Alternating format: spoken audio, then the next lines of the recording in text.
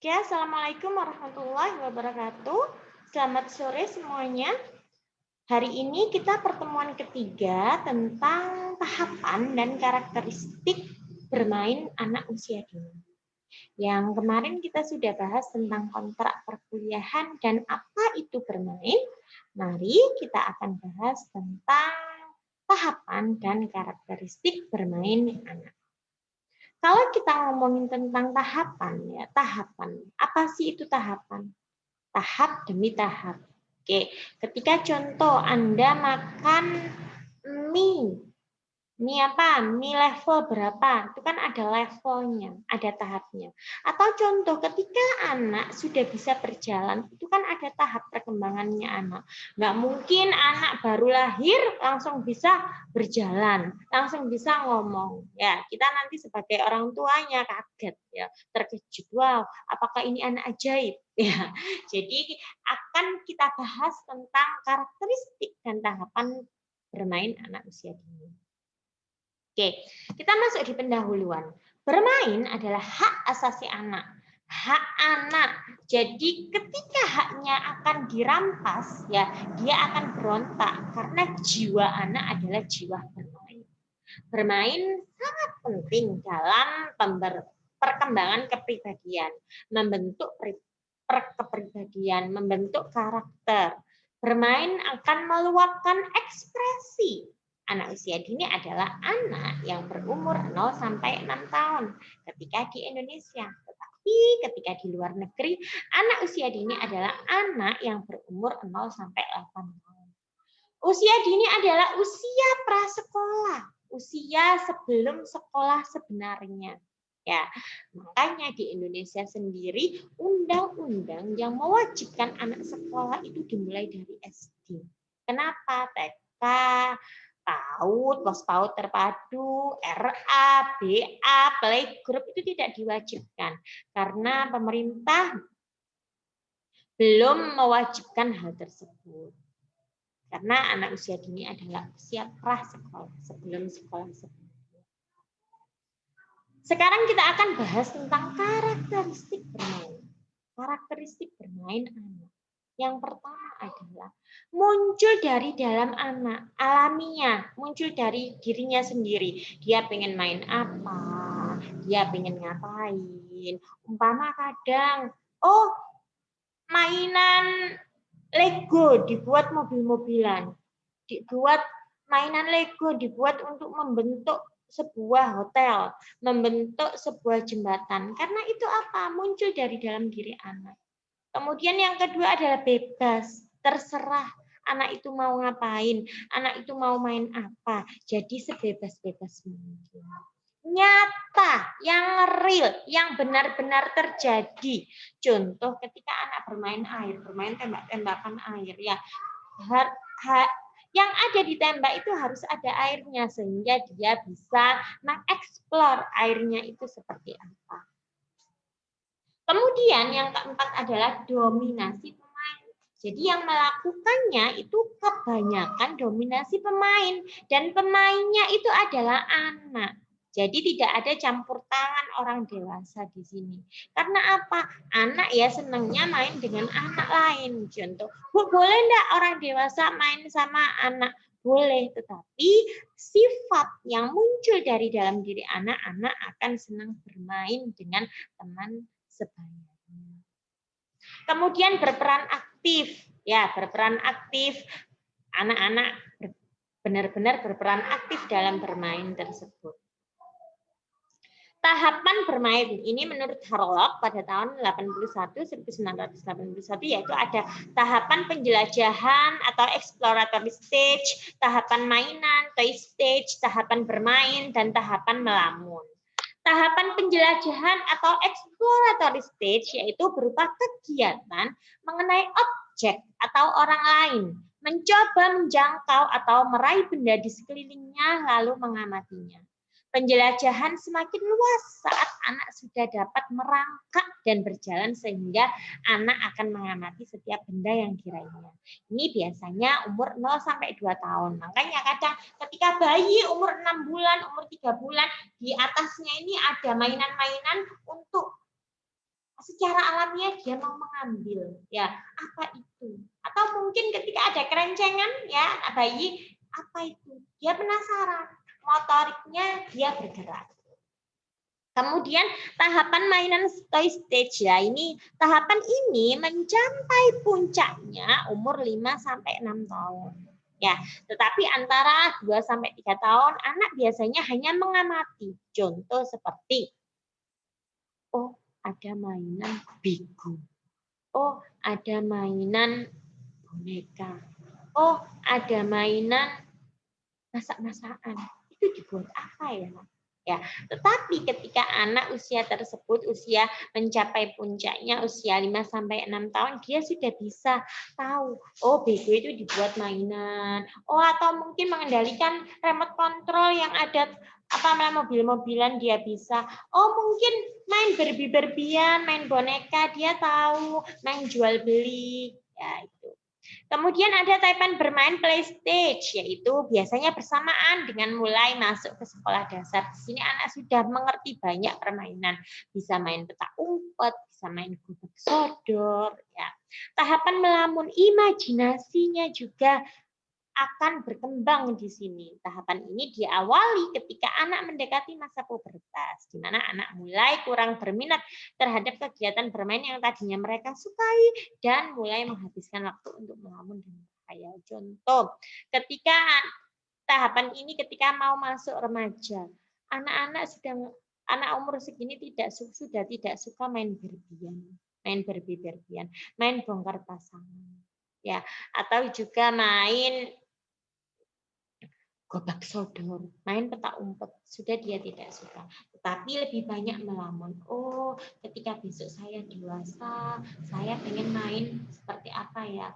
Oh, memikirkan hal-hal yang akan dicapai. Kemudian alur berpikir dan proses pembelajaran. Ada kognitif di pembelajaran itu di otak kiri. Jadi kita ada otak kiri, ada otak kanan. Kalau otak kanan biasanya di afektif dan psikomotor, belahan otak kanan berpikir imajinasi dan pragmatis, ya. Tetapi kalau otak kiri biasanya berpikir positif, tahapannya berpikir. Dan semua otak kanan dan otak kiri itu menghasilkan memori, menghasilkan ingatan, perilaku dan tingkah laku berpikir yang secara komprehensif dan imajinatif. Nah, di sini contohnya otak kanan, otak kiri. Biasanya sih ya kalau dia lebih dominan kamarnya rapi, kamarnya bersih, dia lebih kecenderungan otak kirinya yang lebih menonjol. Tetapi kalau umpama kita lihat kamarnya itu seni, mungkin dia senang coret-coret, kamarnya dicoretin apa, kemudian dibentuk yang seperti apa namanya kesenangannya itu biasanya lebih dominan otak kanan. Otak kanan dominannya biasanya pekerja seni, tetapi otak kiri biasanya pekerja yang memang membutuhkan memikir yang lebih seperti ahli matematik, ahli logika matematika. Kemudian selanjutnya ada faktor-faktor yang mempengaruhi bermain. Banyak sekali faktor-faktor yang mempengaruhi bermain. Contoh pertama adalah kesehatan. Ini adalah faktor yang paling utama ketika dapat mempengaruhi bermain. Tidak mungkin ketika anak sakit itu dia senang bermain, pasti akan lesu, akan lemah, akan tak berdaya dan tidak tertarik untuk bermain. Ya, beda dengan anak yang memang normal, anak yang sehat, pasti dia selalu pengen main. Kemudian motorik. Ya, motoriknya juga akan mempengaruhi, apalagi ketika ada sakit yang berhubungan dengan motorik seperti contoh penyakit tremor. Ya, penyakit tremor, penyakit yang mengganggu saraf motoriknya. Ya, itu juga bisa mengganggu mempengaruhi anak untuk bermain. Bu, tremor itu yang seperti apa? Tremor itu gangguan saraf yang dia itu menyerang dengan motoriknya.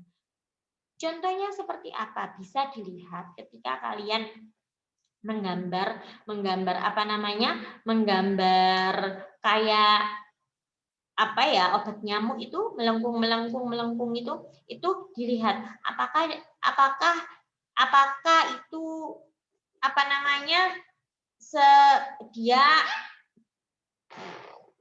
dia bergerak apa enggak.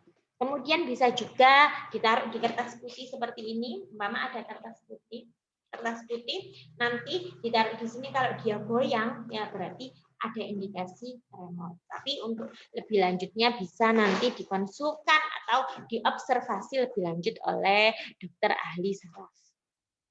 Kemudian yang ketiga adalah intelijensi, kecerdasan. Ini juga sangat mempengaruhi ya kecerdasan anak. Jenis kelamin, tidak sedikit, aku mau main ambek arek wedo, aku mau main ambek arek lanang. Wah, iki gak boloku. Ya, biasanya anak seperti itu. Biasanya dia senang sama yang sesama kelamin. Oh, perempuan sama perempuan. Memang karena berpengaruhi, dan bermain ini juga diusahakan permainan sesuai dengan jenis kelamin. Contohnya, kalau punya anak perempuan, ya kasihlah Barbie, kasihlah boneka. Jangan kasih permainan yang anak laki-laki, mobil-mobilan, pesawat-pesawatan. Loh Bu, apa? Kenapa dampaknya? Dampaknya bisa juga mungkin banyak sekali orang waria, itu kebiasaannya kecil, suka main dengan lawan jenis, kemudian suka suka mainan perempuan ya, karena tidak diarahkan atau dari dalam dirinya sendiri dia suka permainan tersebut. Makanya kita sebagai orang tua, kita sebagai guru harus mengarahkan kalau perempuan ya main permainan perempuan, kalau laki-laki ya permainan laki-laki. Kecuali kalau permainan dalam tanda kutip umum, seperti contoh, permainan jungkit-jungkit, itu kan bisa dilakukan laki-laki, bisa dilakukan perempuan. Kemudian lingkungan. Lingkungan ini juga sangat mempengaruhi ya. Lingkungan mungkin ada lingkungan yang di perumahan, lingkungan kampung, atau lingkungan di kota besar, atau lingkungan yang rumahnya di jalan raya, itu juga mempengaruhi. Kadang kalau saya sendiri kayak kemarin itu nggak tahu apa itu gemek-gemekan, ya permainan gemek-gemekan.